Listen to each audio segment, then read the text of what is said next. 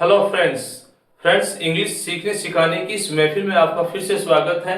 Friends, जब आप ये बोलते हैं कि तुम्हें ये काम करने की क्या जरूरत थी, तुम्हें वहां जाने की क्या जरूरत थी, तुम्हें बताने की क्या जरूरत थी, तुम्हें रोने की क्या जरूरत थी, इसमें हंसने की क्या जरूरत थी, उससे बोलने की क्या जरूरत थी, माँ को बुलाने की क्या जरूरत थी, कुछ ऐसे सेंटेंसेस जिनमें आप अक्षर किसी के द्वारा किए गए कार्य को लेकर आप प्रश्न चिन्ह लगाते हैं कि उसके द्वारा किए गए कार्य का क्या कारण था जो उसने किया, अर्थात उसने ये कार्य क्यों किया।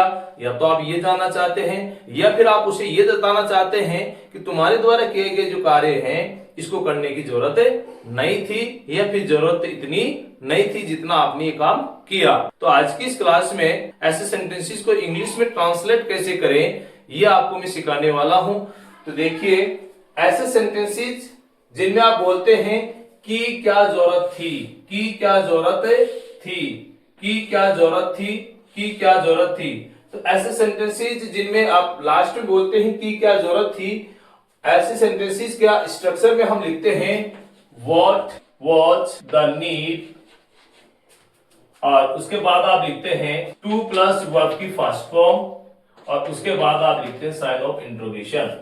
मतलब हुआ ये सेंटेंस का स्ट्रक्चर दो पार्ट में बढ़ता है। व्हाट वाज द नीड, क्या जरूरत थी, और उसके बाद जिस बात की हम बात कर रहे हैं वो यहां आगे हम लिख देते हैं वर्ब की फर्स्ट फॉर्म के साथ। तो पहला सेंटेंस है परेशान होने की क्या जरूरत थी, तो इसे हम बनाएंगे what was the need to worry, या फिर to get upset. What was the need to get worry, या फिर हम बोलेंगे what was the need to get upset, परेशान होने की क्या जरूरत थी। जब आप कहते हैं कि उसे कहने की क्या जरूरत थी, तो इसके लिए आप कहेंगे what was the need to tell, या फिर हर आप बोलेंगे कि उसे क्या कहने की, उसे कहने की क्या जरूरत थी। भावुक होने की क्या जरूरत थी, तो इसके लिए आप कहेंगे what was the need to get emotional. तो what was the need to get emotional हमारा सेंटेंस हो जाएगा। वहां जाने की क्या जरूरत थी, तो इसके लिए आप कहेंगे what was the need to go to there. तो हमारा सेंटेंस हो गया what was the need to go to there. इसी प्रकार उसे बुलाने की क्या जरूरत थी, तो हम कहेंगे what was the need to call him या हर। उसे बुलाने की क्या जरूरत थी, कोई मेल है तो हिम, कोई फीमेल है तो हर।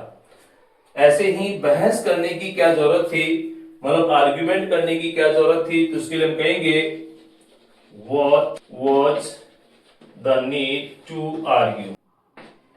तो हमारा सेंटेंस हो गया what was the need to argue. Argue करने की जरूरत है, यानी बहस करने की जरूरत है क्या थी।